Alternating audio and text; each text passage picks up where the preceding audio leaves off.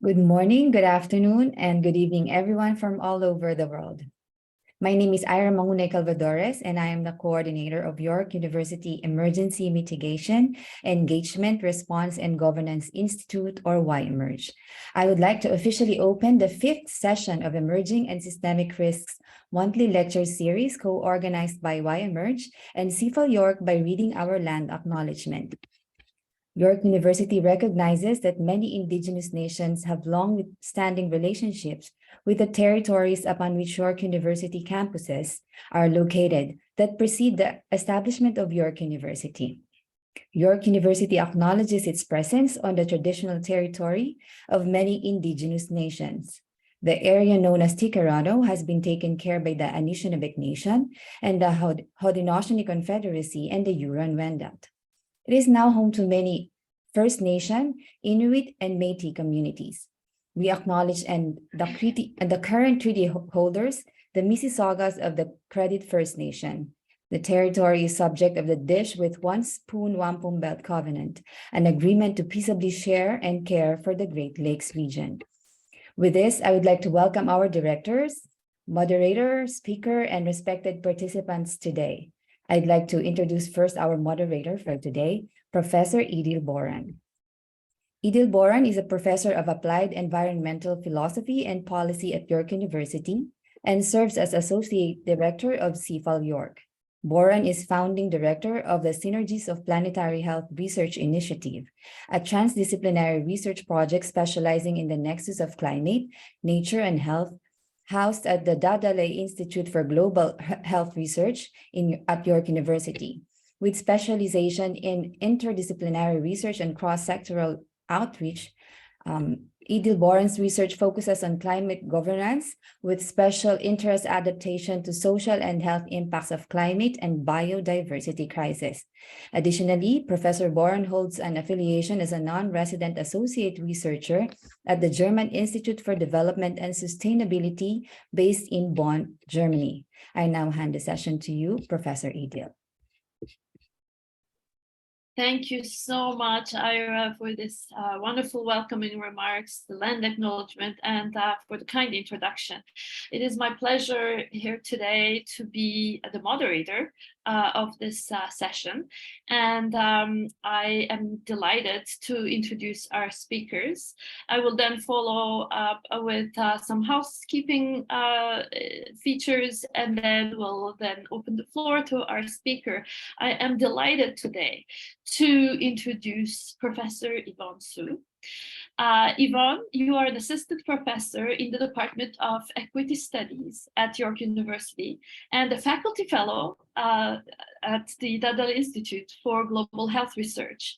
And you are a specialist in climate migration, climate change adaptation, post-disaster recovery, and LGBTQ+ rights. Your work has been published in multiple scholarly journals, including the International Journal of Disaster Risk Reduction, Journal of Gender Studies, and the Journal of Ethnic and Migration Studies. And in the last decade, you have researched and published on topics of climate change adaptation and climate change-induced displacement, including mitigation, adaptation, and indigenous communities in the Philippines.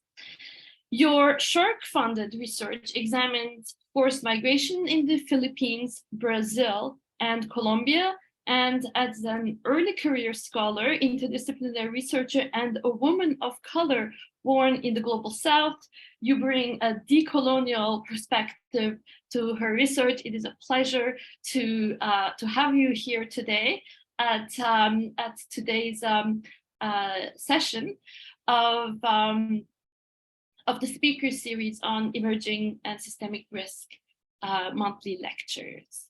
So a few housekeeping notes before we start the formal presentation. I will turn to Yvonne to give a presentation of about a half an hour. And then during that time, I encourage our participants to write their questions on the Q&A box. And I will be curating the questions for the Q&A And my role will be that of facilitating a vibrant and productive conversation with our speaker, Yvonne, and our participants. Then, without further ado, let's get to it. Yvonne, you have the virtual floor. Over to you. Thank you so much, Dr. Boren, and thank you to YEmerge for organizing this. It's very exciting to talk about this because we have talked about climate migration, climate refugees, a controversial term which we can get into later in a global context. But rarely do we turn the lens inwards to look at climate migration, like I said, in our own backyards via fires and floods. So I will start with a little bit of some sad photos. Usually my presentations are quite participatory, so I'd have you guess where this is, but since it's a webinar, you can't do that, so I'll just make you do it in your head when I ask you rhetorical questions. So again, these are a bit sad, but oh, sorry, I'll skip over the agenda. So there's that, right? I think we can all recognize where that was and the wildfire that took place that spread all over the news, Australia. And then this is another very iconic photo that got published of a wildfire in Greece. And then this might be very familiar to many because California is always on fire, unfortunately. And we see a lot of the redwoods and photos like this of firefighters trying to put out these massive wildfires. And then lastly, here we are back home in Layton, BC, of the wildfire that really just devastated the whole community really quickly. And I think many of us Canadians will remember seeing those cell phone videos of people in their trucks and they are just engulfed in flames. And I think something with the pandemic has also contributed to the fact that many of us, have more time at home on our phones, absorbing this news, and we're seeing successions of these wildfires and floods and other disasters taking place abroad, but again, also at home.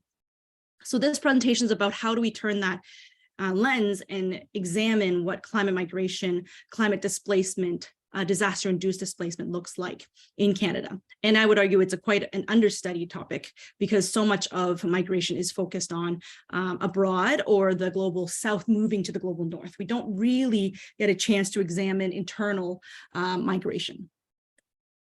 I'll see if this plays, but this is just a quick short video of all the wildfires that we saw in 2021. I'll just let you absorb that for a second, just see how the world just lights up.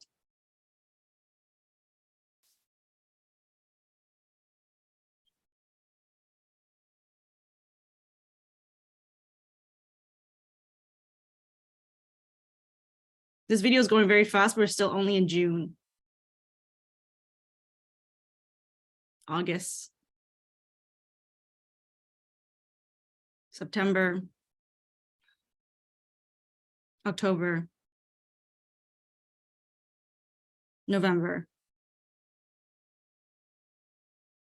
And that I watched that video and it had shocked me because I think we hear about it, but to see it visualized and to see it across the world really demonstrates the scope and intensity of how often, how frequent, how intense these wildfires are taking place. And climate change is predicted to intensify the frequency and intensity, sorry, I'm saying intense a lot, of natural disasters or disasters, including wildfires. Okay. And then the interesting thing about wildfires, I mean, interesting and also upsetting, is that climate change fuels these wildfires, but the wildfires also fuel climate change. So it's this kind of cycle. And global wildfires in 2021 caused an estimated total of 1,760 megatons of carbon emissions, which is equivalent to 650 megatons of CO2. To put this figure into perspective, total CO2 emissions from fossil fuels in the EU in 2020, all of it amounted to 2,600 megatons. In other words, wildfires in 2021 generated 148% more than the total fossil fuel emissions in 2020. And Antonio Guterres, the UN secretary, called the IPCC 6th assessment report a code red for humanity. And the report issues a stark warning. Unless there are immediate, rapid, and large-scale reductions in greenhouse gas emissions, limiting warming to close to 1.5 degrees Celsius or even 2 degrees will be beyond reach. I know many of you in the audience will be well aware of the IPCC and their reports and their warnings, but I think we are really getting to a point where the science cannot say the same thing over and over again. Action really needs to be taken. And of course, back home, even CSIS released their climate change report. It was all over the news the last 2 weeks. And they highlighted the serious threats that climate change poses to Canada. Specifically, the report outlined concerns about threats to water and food security, Arctic sovereignty, coastal security, and mass migration. Sea level rise is predicted to cause irreversible damage to infrastructure and vulnerable coastal communities. For example, the report noted that Vancouver city planners have estimated that sea levels could rise up to 2 meters over the next 80 years. 2 meters is a lot, and a lot of people live in Vancouver. So people are quite concerned about that type of prediction and how planners can mitigate that and adapt to this almost certain future. Increasing sea levels also bring higher risk of animal-borne diseases, loss of arable land, and shrinking freshwater resources. And then because of the increase of uninhabitable land in Canada, CSIS is reporting that they're quite concerned about cross-border and internal human migration at an unprecedented volume. And we'll interrogate this throughout, but it's also interesting that they're quite focused on the report mainly of people seeing Canada as a desirable place to live because of how big we are, because of the opportunities and the resources. And they're really focused again on people from the outside coming into Canada and immigrating to Canada due to climate change, but they're not so focused on the internal migration and the internal tensions and frictions and arguably security issues that might arise from internal displacements, especially if they are cross-provincial or cross-regional. And I will take you a little bit onto a flashback to 2011 when I was at Oxford University, and I was learning about climate refugees and climate displacement. And it's really fascinating how the literature has developed, because when I started my degree there, most of the Western literature said that climate refugees and climate displacement does not exist. Climate change and mobility is not seen to be legitimate because people move for all types of reasons. So migration is not monocausal, it's multicausal. And all of that makes a lot of sense, like theoretically, but practically we are seeing, and we have seen, especially again, over the last 10 years, people are moving because climate change has contributed significantly to their decision to move. Climate change contributes to a drought that then impacts their livelihood, which then impacts their ability to make a living and live. Or as we've seen in other conflicts, climate change causes a drought or causes other issues like saltwater intrusion that causes groups to move from one area to another area, causing conflict, which then contributes to displacement and migration. So it's been theorized that while there are multiple factors, such as environmental, political, social, economic, and demographic reasons for why people move, environmental change and climate change can be seen as an overall driver, kind of the umbrella aspect of it, putting overall pressure on top of those other drivers that already exist.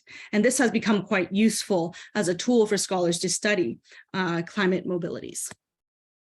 And indeed, when we talk about small island states, which is what the literature has focused a lot on, they see countries like Fiji that are going underwater. And they're quite focused on them, moving abroad and asking for visas and just becoming climate refugees in other countries. But a lot of these countries are also adapting on their own and moving internally as a result, and as a first solution as opposed to going abroad.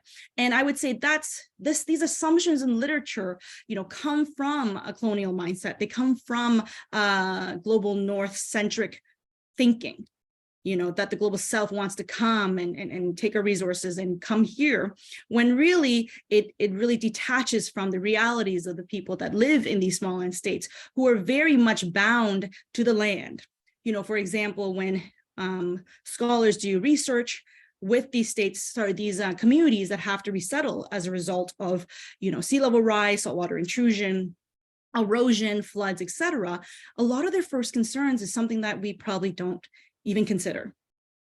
And I'll give you a second to guess, but most of the time it's actually about their burial lands, where their ancestors are buried. That is a very serious and pressing concern for them. How do they move them, right? Do they exhume the tombs and the bodies and the coffins and bring them with them? Do they allow them to go underwater? Do they try to find some way to declare these sites, so they aren't touched and built on in the future after they move? So taking an approach where the communities are impacted or at the core of this, and where they want to go and how they want to leave, is very important. That's what Fiji has been doing. They're resettling about 40 communities inland, and a lot of community consultation has been put into that. And I think that's a great model for other places to consider, and not jump to the idea that everybody wants to move out of their own countries and into the global north. But that type of thinking, I understand why we have that type of thinking, because we're seeing news like this, we're seeing headlines like this, right? The century of climate migration, why we need to plan for the great upheaval. And that is by The Guardian, which most people see as a very reputable newspaper. But when you read a headline like that, you really do get the sense that these people are coming and it's going to be chaotic and violence or overwhelming, right? And when we kind of read into the actual text, the part that I've highlighted in yellow from The Guardian, it says large populations will need to migrate, and not simply to the nearest city, but also across continents. Those living in regions with more tolerable conditions, especially nations in northern latitudes, will need to accommodate millions of migrants, while themselves adapting to the demands of climate crisis. We'll need to create entirely new cities near the planet's cooler poles in land that is rapidly becoming ice-free.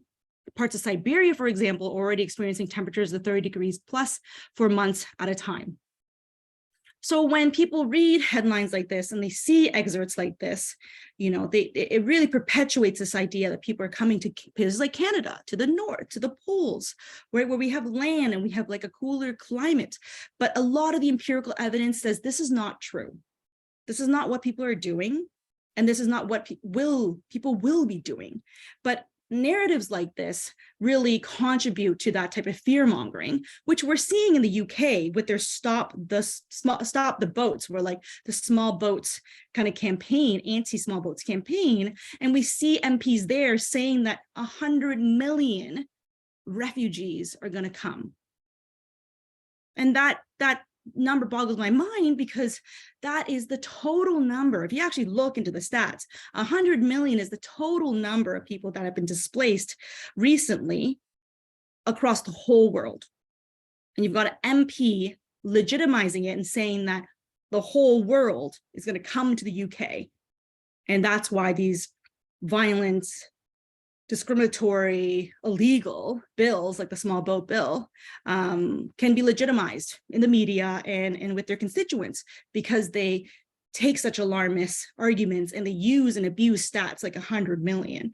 Most people who don't have the literacy on this or have done the research on this would not be able to decipher that this 100 million number is a misuse of real data, right? So we have to be quite careful in these discussions not to contribute to that alarmism. And then we have, again, another really reputable institution, the New York Times Magazine. And thousands of Guatemalans fled towards the United States in recent years. In Jorge's region, state, blah, blah, blah, there's mountains. The residents have largely stayed. Now, though, under a relentless confluence of drought, flood, bankruptcy, and starvation, they too have begun to leave. So again, lots of fear mongering about people leaving. And again, often leaving to the north. So this goes back to the crux of my presentation, which is that climate change will cause mostly internal displacement, not cross-border migration. So of the 23.7 million people displaced by disasters in 2021, over 90%, so that's 21.6 million, were internally displaced. So 90% stayed, they did not go abroad, they did not go find their family, go live with their families, they stayed within the country in which the disaster impacted. And this is very similar if we look at what recently happened in Turkey and Syria, where over 23 million people have been affected and millions have been displaced and left homeless because of the multiple earthquakes. It wasn't just one, it were multiple earthquakes, but most are going to stay regionally and rebuild. And a lot of that is also because most people don't have the immense amount of financial capital, social capital, cultural capital, even political capital to move abroad. It's a big undertaking. And even as countries like Germany and even Canada are issuing or expediting visas, temporary visas, especially for those impacted by disaster, most people will not take them up because, you know, if they don't have relatives in Canada, you're asking them a lot to after this disaster to then leave and try to settle in a new country. So again, most people stay internally. And then to really focus in on Canada, you see here are some of the disasters that took place between November 2021 and November 2022. And they're mainly focused in BC, Alberta, and Quebec and the Atlantic. And very quickly, there is a difference between displacement and migration. So climate refugees, what I was talking about before, they're forced to leave their country and they cannot return. Whereas, so they're seen to have less choice, and it's international, and the refugees fear serious harm. Whereas climate migrants are impacted by climate change, but have more choice about when, how, and where to go, internally or across borders. But it is important to consider that the spectrum of displacement and migration and choice and no choice is quite blurry as well, because a lot of migrants also feel like they don't have much choice, despite not necessarily fearing a serious harm or persecution. And now let's talk about the Indigenous communities who are disproportionately impacted, especially in Canada. So in 2011, the government diverted a super flood that threatened Winnipeg. So a flood was coming, it was going to hit Winnipeg, and the government intervened to physically divert the water and divert it away from Winnipeg to an Indigenous community, Lake St. Martin. So what started as a natural hazard led to a human-made flood. The super flood led to the evacuation of 18 First Nations and the permanent displacement of Lake St. Martin First Nations communities. And I think, when we reflect on our dark Indigenous history that we have in Canada, it's shocking, but it also isn't shocking that the government chose not to impact Winnipeg and chose to impact an Indigenous community instead. And in January 2022, a Manitoba Court of Queen's Bench order approved a settlement agreement of $85.5 million for anyone who owned real or personal property off nearby Lake St. Martin First Nations and within a 30-kilometer radius of the lake that was damaged by the 2011 floods. So they were given a settled agreement, but you can imagine it took 11 years for that to happen.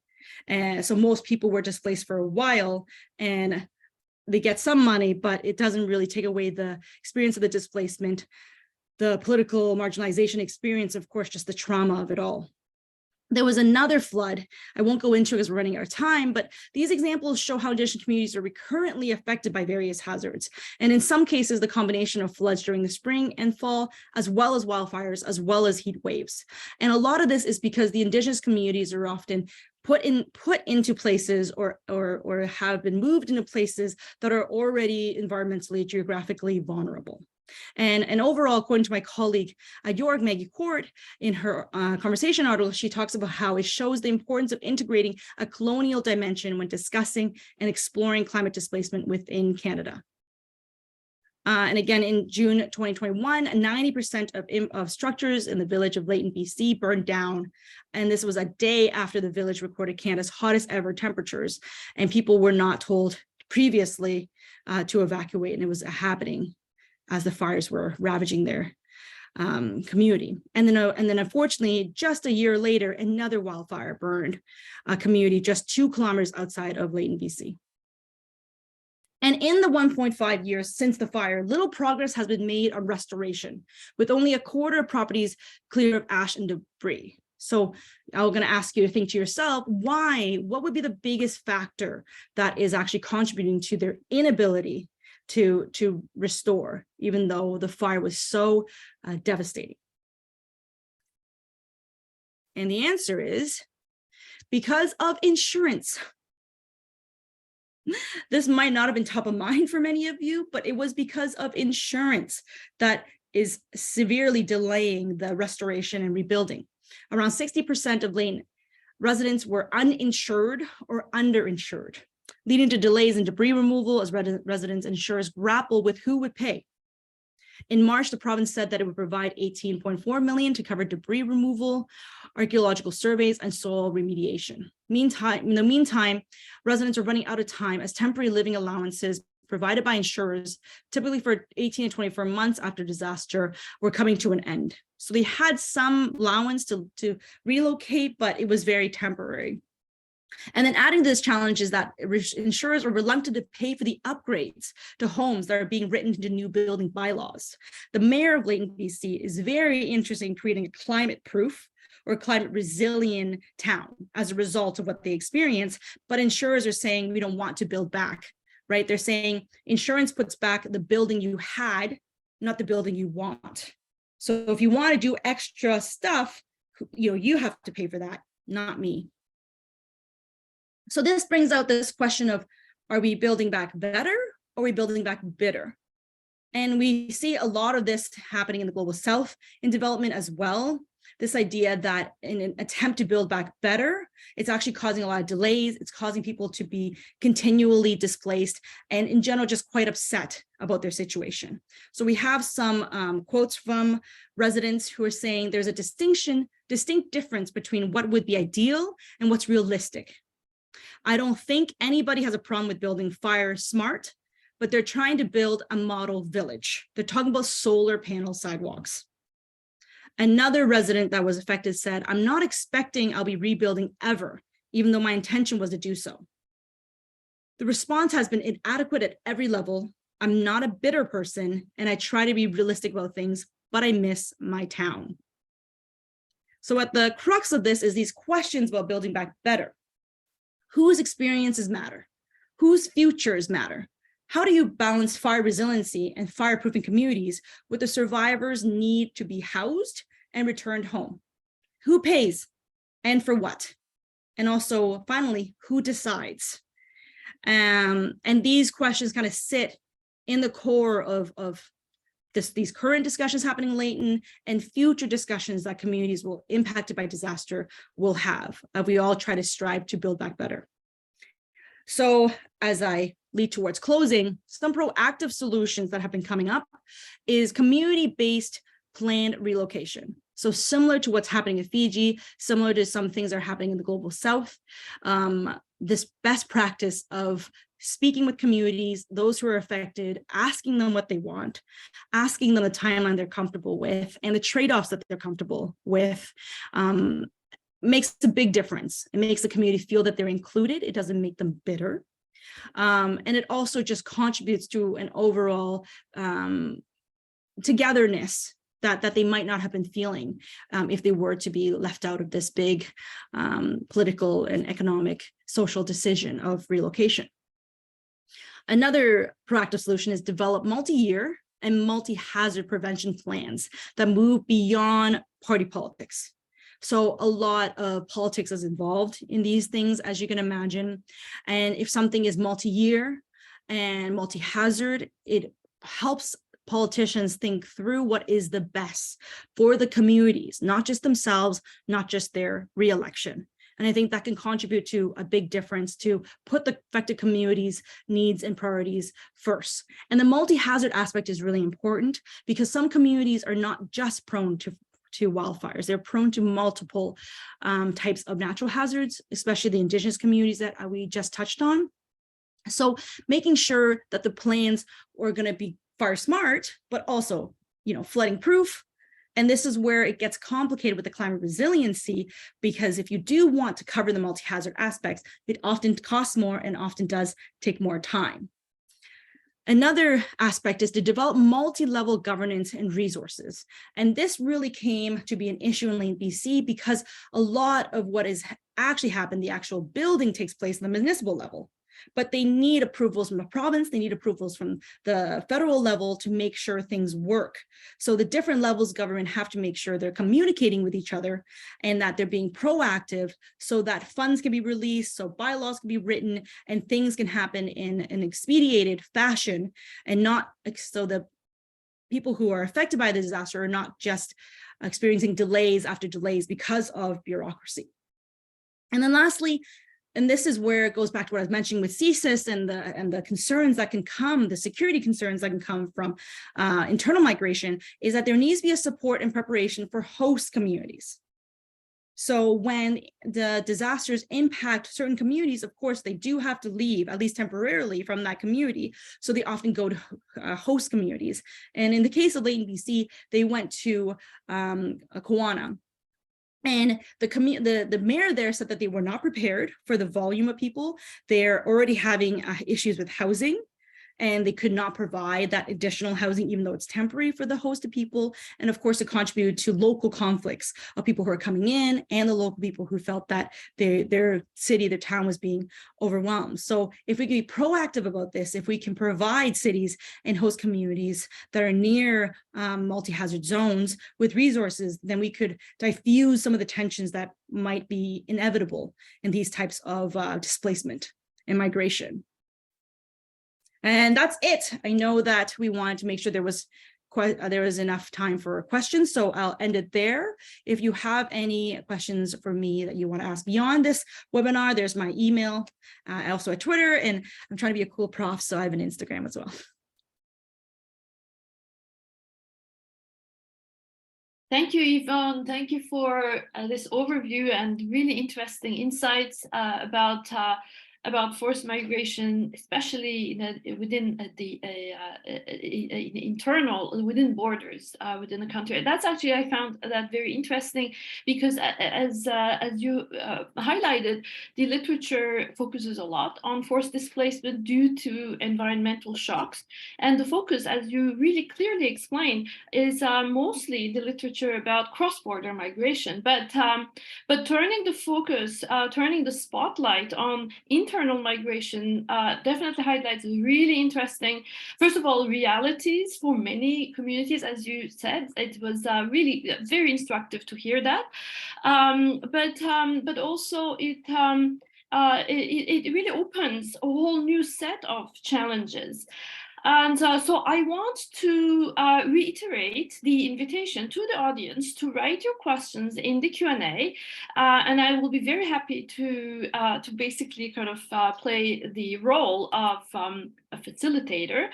And in the meantime, I can begin by asking a question, Yvonne, to you. One of the really interesting part of your presentation was specifically on the proactive solutions, because we understand the problem, and the problem is complex. In fact, it takes a lot of work. It requires a lot of work to even understand the different layers of the problem with regards to forced migration internally within a country. But also the focus on proactive solutions is extremely important. And specifically, and thank you very much, Yvonne, for going over the example, the various proactive solution kind of pathways, one of them being community-based planned relocation, another one, the multi-level governance and resources. But the one question that I have too that would be very interesting for the audience is that is there an example of community-based planned relocation that you could share with us, so that we have a more vivid understanding of how that would work, how community-based kind of mobilization does occur? Has it already taken place somewhere where we can learn from? Over to you, Yvonne. Thank you so much for that question. And it is a really good one, because it's an opportunity for us to learn from the Global South.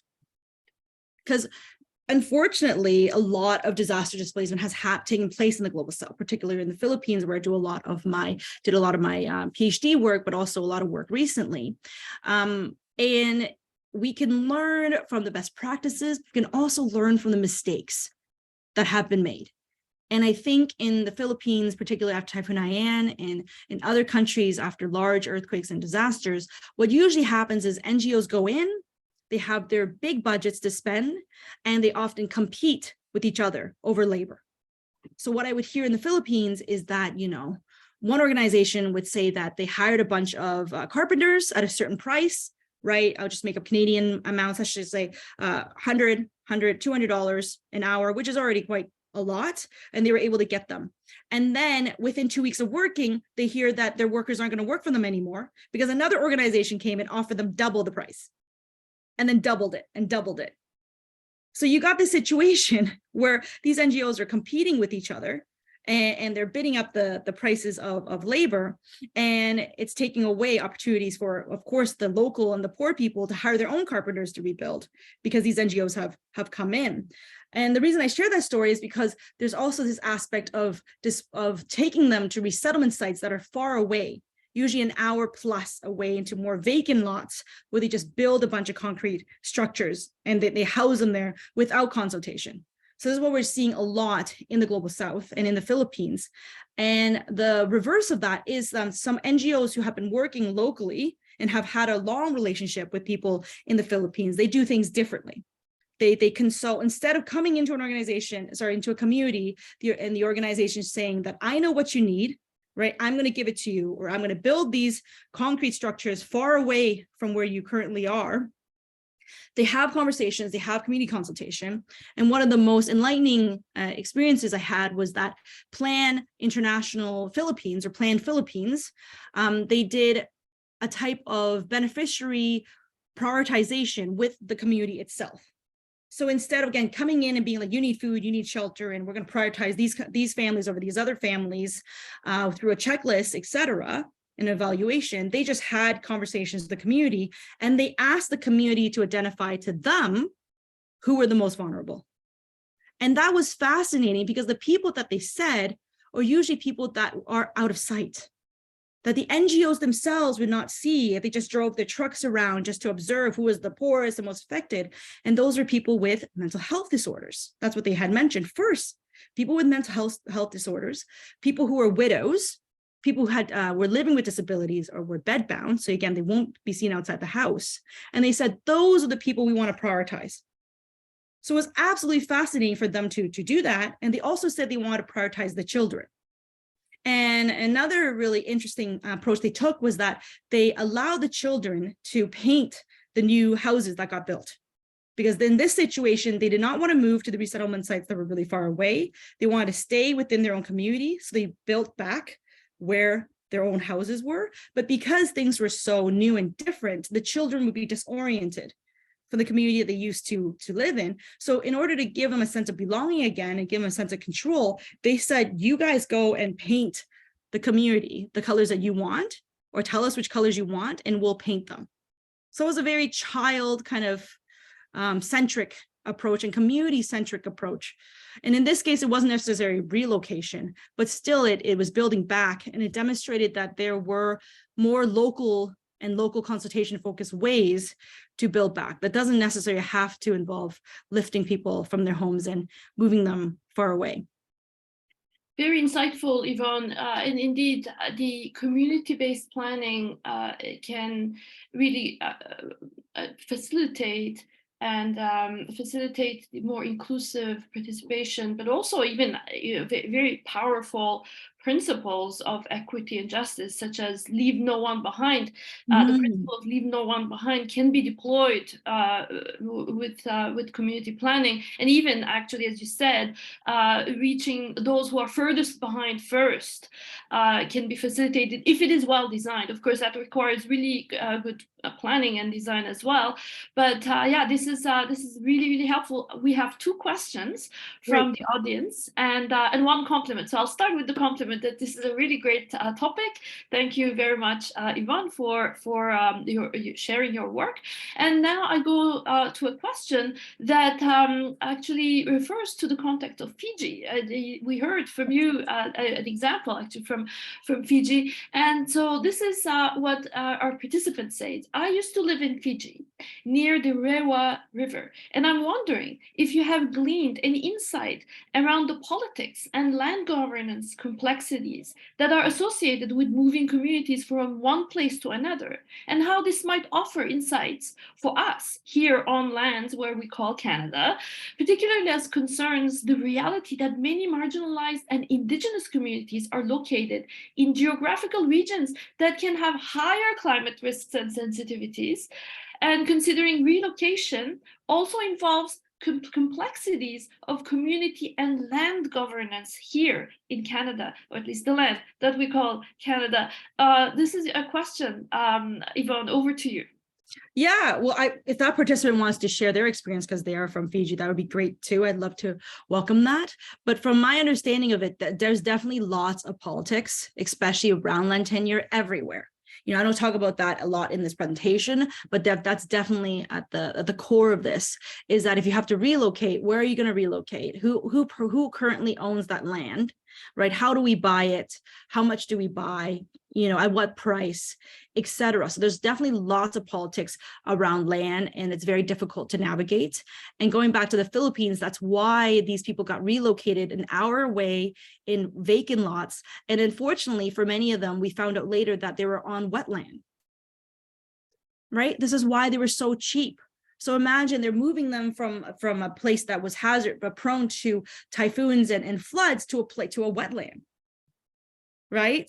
And so land tenure is definitely a very complicated issue. And as I mentioned, Indigenous communities in Canada are already largely put onto geographically marginalized pieces of land as well. So the government really has to do a lot to make sure that those land tenure issues are resolved, and to put a price on it too.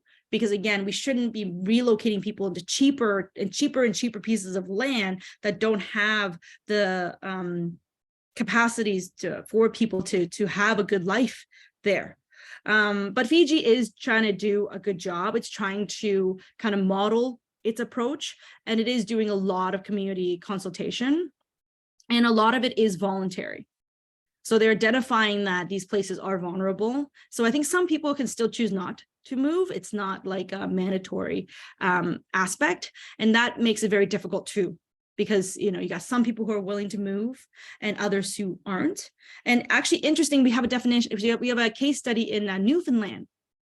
I think it came up in the news sometime this year or late last year, where an island off of Newfoundland, it was a really small community, I think with 200 or so community members, and they had to vote to whether they were going to vacate the island because it was too costly to get food, right? Because it all has to be shipped, and it was too costly for the government to uphold all the amenities and utilities that it was required to uphold, like water and electricity. So the government actually tried to give more money to the islanders to get them to leave, and the islanders changed their bylaw. So previously it was 90% had to say yes in order to all of them to vacate. And I think they lowered the number closer to 75. But again, it points to all the politics that are involved in this very complicated maneuvering of resources, of politics, of social norms and shifting of that. So it is very complicated, it's complex, it's very emotional, but that's also why we have to try to be proactive. Because largely these things, if we're not proactive, these things are going to happen anyways. The trauma is going to happen anyways. The moving is going to happen anyways, but largely at a much greater cost to those affected. That's great. Thank you so much, Yvonne. We have some great questions here. And there's one also from pertaining to Canada, with a focus on Canada, that I want to follow up with. Then I want to make sure that many of the questions are featured. So how about I ask the question pertaining to Canada, which is a follow-up actually to this. to your insights that we just heard. And it is, do you think the United Nations Declaration on the Rights of Indigenous Peoples will play a part in Canada for community planning, community-based planning, especially with federal and provincial legislation for implementation? Over to you briefly, Yvonne. Yeah, I think it will definitely play a role, but as we know that these things, they're written, but it takes a lot more to make them into reality and to advocate them and change them into policy. So it definitely has a role to play, but I think there's a lot of activism and pushing that still has to get behind it to make sure it's all good. Yeah, that's great. That's great, Yvonne. So now I would like to take two questions and put them together and present to you because they kind of build on one another. So one, there's a perennial question. It's that with climate change disasters, we tend to pay attention once they've taken place. The question is, how can we encourage the public and the government and NGOs to pay attention to the disasters before they take place? And before they cause mass displacement, how can this be incentivized? So that's one question that's actually a very important over-the-board question that applies pretty much everywhere. But then a follow-up question I think can provide some depth.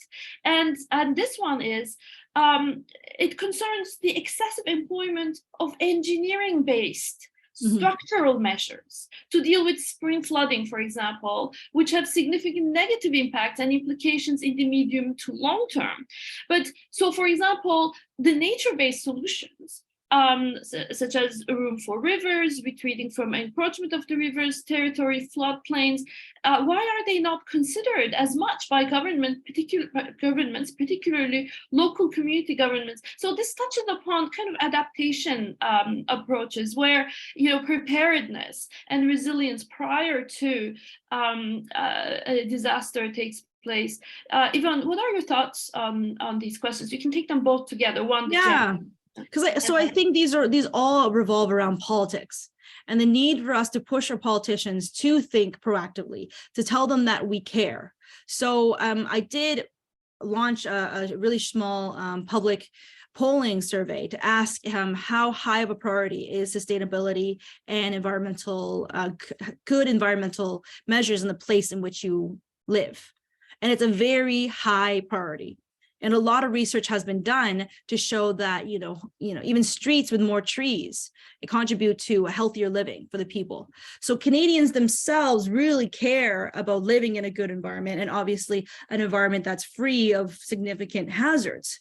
So I think making sure when election time comes around that we advocate for that proactive approach, and we advocate for, task force and just in general, more research into this topic, whether it connects to the engineering aspects, right, or not, because it's not just a technocratic kind of approach, right? And there are many aspects of social and cultural as well as a technical that have to come together. But a lot of the political advocacy is missing, and some of that is contributed to this fear mongering of mass people coming to Canada. So the concern is external, not internal.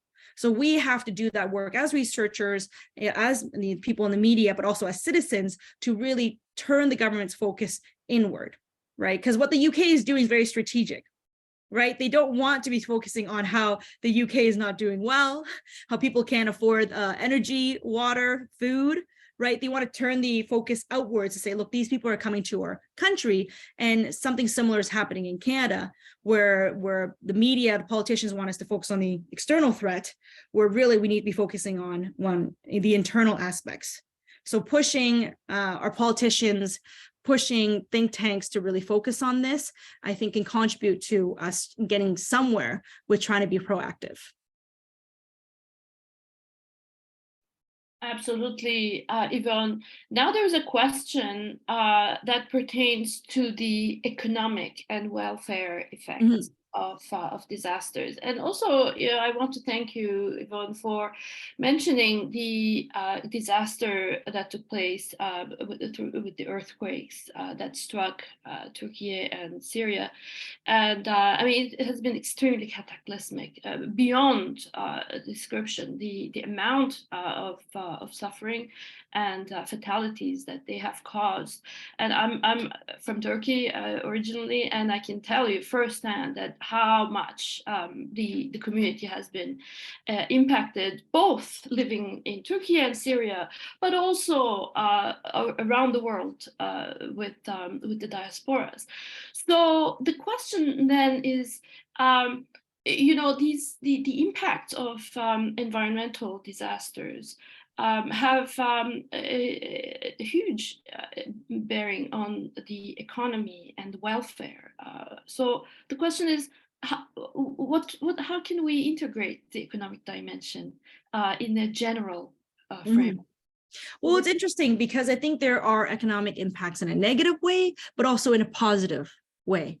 Because with all types of migration, there's the costs of integration and of housing and perhaps giving them certain assistance here and funds here. But there's also the pros of in having more people in your communities, doing more work and starting businesses and bringing economic plus sides to it as well. So it's definitely a very dynamic conversation. But in these situations, the government would definitely need to have to provide a lot of that assistance in the beginning and a lot of the assistance when it comes to rebuilding. So I think that's another aspect where politics comes in, because we want to make sure we budget for that. Right. And this is why the mayor of Kawana was saying that, like, we're overwhelmed. We can't take in so many of the people from Layton, even though we know that they're deserving of assistance. Right. Because there wasn't prep. There were no budget items, right, that include taking in displaced neighbors. Right. So if we don't have these budget items, then it becomes very difficult for the municipalities, for the province to be able to allocate resources to these situations. So again, it all comes back to politics and our politicians and trying to make sure that this is an issue that is on their radar. Absolutely. So there's an economic dimension, a political dimension, but also social, very, very much kind of lived experience level, the way families can be impacted. As you say, sometimes, often actually in a very disruptive way, but also in ways in which opportunities can arise, especially if it is well planned, if it's planned through a participatory approach that is sensitive to the community's needs, priorities, and also culture. So thank you, Yvonne. I think we are coming to the end of a lot of the questions. So I believe we covered all of them. So then, as a rejoinder, maybe one question that I'd like to ask you is about internal migration in general. So independently of natural disasters, whether it is climate related or other environmental disasters. So sorry, I didn't mean natural, as in climate change is due to the human activities, but some environmental disasters like earthquakes can be independent of it's kind of a geological phenomena, but at the same time, the way it affects people, the way it affects communities, it's part of the built environment, and the way we have organized our built environment has a huge bearing on the impact of these kind of shocks. But so the question now is, independently of these environmental shocks, there has always been also migration internally. For example, from rural areas to urban centers, that has always been there has always been that kind of movement and mobility. So just as a close, to wrap up your presentation, then how what can you say in terms of how to parse, and how should we look at the kind of how can we say this, the standard kind of ongoing internal migration, and then those that are kind of impacted by the environmental shocks? How do we see the relationship between kind of the different types of migration as a rejoinder?